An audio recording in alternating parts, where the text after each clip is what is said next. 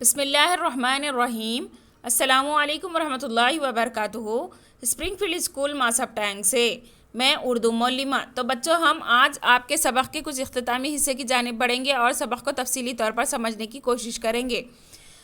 تو ہم نے پڑھا تھا، اس کی استاد نے اس کو ہتھیلیوں کے ذریعے سے اس کے کھلونوں کا نام لکھا اور اس کو پڑھانے کی کوشش کی اور آہستہ آہستہ وہ الفاظ کو سمجھنے لگی۔ اسی طرح وہ اس کے عمل کو پسند کر کے الفاظ سے، ورڈ سے، سینٹینس سے کیا بولتے ہیں کہ اسٹوری کی لکھنے کی جانب وہ بڑھنے لگی اور انتہائی دلچسپی سے وہ اپنے اسباق معلمہ کے ٹیچر سلیون کے دیے ہوئے سبق کو پڑھتی، سمجھتی اور اس کو اپنی زندگی میں عمل کرنے کی کوشش کرتی تھی۔ پہلے تو وہ شروعات میں اس کے کھلونوں کے نام لکھے، پھر اس کے پسندیدہ چیزوں کے نام اس کی ہتھیلی پر لکھے۔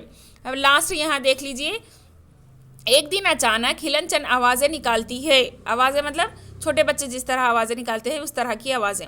ان آوازوں کو صحیح ترتیب دینے پر آج بہت گرمی ہے کے معنی نکلتے ہیں، مطلب صحیح اس میں جوڑے تو کیا نکلے گا، لفظ کیا نکلے گا، آج بہت گرمی ہے۔ کون کہہ رہی ہے یہ؟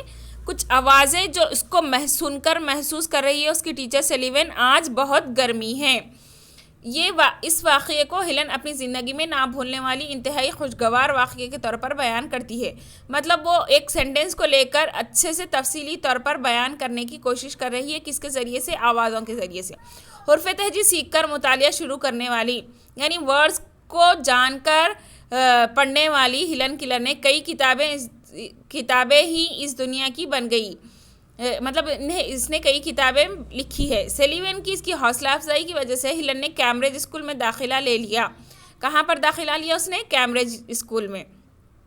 اس کے بعد اسکول تعلیم سے لے کر کالج تعلیم تک ہلن ہمیشہ اول مقام حاصل کرتی رہی۔ اندھی ہونے کے باوجود وہ اپنے اعضاء حواس خمسہ کے ذریعے سے الفاظ کو سمجھنے والی ہلن کلر کیمبرج یونیورسٹی میں داخلہ لے کر اور اعلیٰ تعلیم حاصل کرنا واقعی بہت بڑی بات ہے، فخر کی بات ہے۔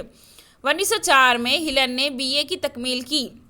کون سے اس میں؟ 1904 میں ہلن نے بی اے کمپلیٹ کیا۔ بریل رسمی خط میں میری آپ بیتی مطلب وہ اپنی زندگی کے اوپر لکھی ہوئی کتاب تحریر کی، لکھنے لگی۔ میری آپ بیتی کے نام سے کتاب تحریر کی، جس میں وہ اپنی زندگی کی خصوصیات بیان کی۔ اس کے بعد کئی تصانیف ان کے زور قلم سے شائع ہوتی رہیں، مطلب کئی اور چیزیں بھی وہ لکھنے لگی۔ ان کی آپ بیتی کا دنیا کی تقریباً زبانوں میں ترجمہ کیا گیا، مطلب ٹرانسلیٹ کیا گیا۔ بریل رسمی خط جو تھا اس کو سمجھ کر لوگوں نے اس کا کئی زبانوں میں، کئی لینگویجز میں ٹرانسلیشن کیا۔ ہلن کا دل ہمدردی کا سرچشمہ تھا۔ کس کا سرچشمہ تھا؟ ہمدردی کا۔ دکھی لوگوں کو دیکھتے ہی ہلن کا دل پگھل جاتا۔ خصوصی مراحت کے مستحق زندگیوں میں روشنی پھیلانے کے لیے خود کی زندگی کو وقف کرنے والی شخصیت ہلن کلر ہے۔ مطلب جو مینٹلی اب نارمل یا پھر ڈیزیبلز جو بولتے ہیں، ویسے پرسنس کو دیکھ کر وہ اپنے آپ پگھل جاتی، کیونکہ ایک جس کے اوپر تکلیف بیتتی ہے وہی تکلیف کا درد جانتا ہے۔ عیش و آرام سے جینے والا تکلیف کا درد نہیں جانتا ہے۔ ٹھیک اسی طرح اس کے اوپر تکلیف بیتی تھی، اسی لیے وہ تکلیف زدہ لوگوں کو دیکھ کر خود رو پڑتی یا پھر ان کے ساتھ ہمدردانہ رویہ اختیار کرتی۔ ساری دنیا کا سفر کر کے خصوصی مراحت کے مستحق بچوں سے مل کر ہلن نے ان میں ایک خود اعتمادی پیدا کی ہے۔ خود اعتمادی مطلب سیلف ریسپیکٹ یا پھر سیلف موٹیویشن کہا جائے گا۔ اس سلسلے میں وہ انگلینڈ، امریکہ اور افریقہ جیسے ملکوں کا دورہ کرتے ہوئے ہندوستان بھی آئی تھی۔ ہلن کلر کی زندگی اور ادب سب کے لیے مشعل راہ ہیں۔ تو ایک اہم بات یہ آپ کو سمجھنا چاہیے کہ وہ اندھی ہونے کے باوجود اس طرح کے کارنامے انجام دے سکتی ہے، تو کیونکہ ہم کو اللہ تعالیٰ نے بہتر نعمتوں سے نوازا ہے۔ اللہ تعالیٰ کا شکر ادا کرتے ہوئے ہم سے جو بڑے ماں باپ یا پھر اساتذہ یا پھر بڑے ہم سے کچھ کہیں تو کام کو درگزر نہیں کرنا چاہیے، بلکہ ہر کسی کا کہنا مانتے ہوئے لوگوں سے ہم کو دعائیں لینی چاہیے۔ پھر آپ سب سے میری ادباً گزارش ہے، مقررہ وقت پر اپنا کام مکمل کر لے۔ تو بچوں، پیج نمبر 123 لفظیات۔ خصوصی مراحت کے بچوں کو کن چیزوں کی ضرورت ہوتی ہے؟ فہرست تیار کیجئے۔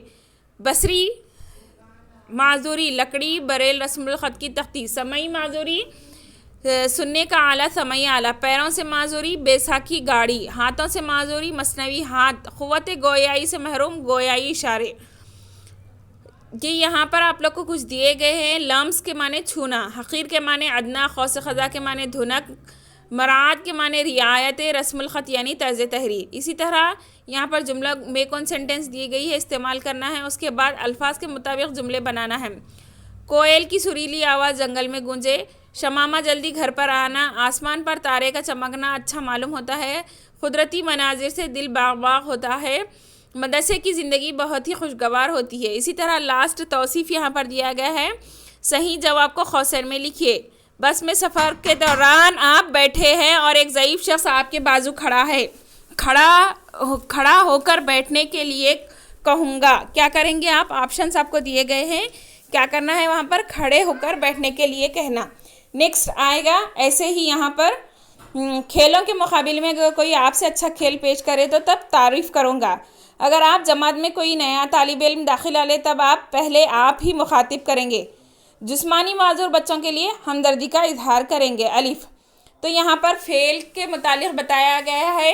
فعل سے مراد فعل حال، فعل ماضی، فعل مستقبل۔ زمانے کے اعتبار سے فعل کی 3 قسمیں ہیں۔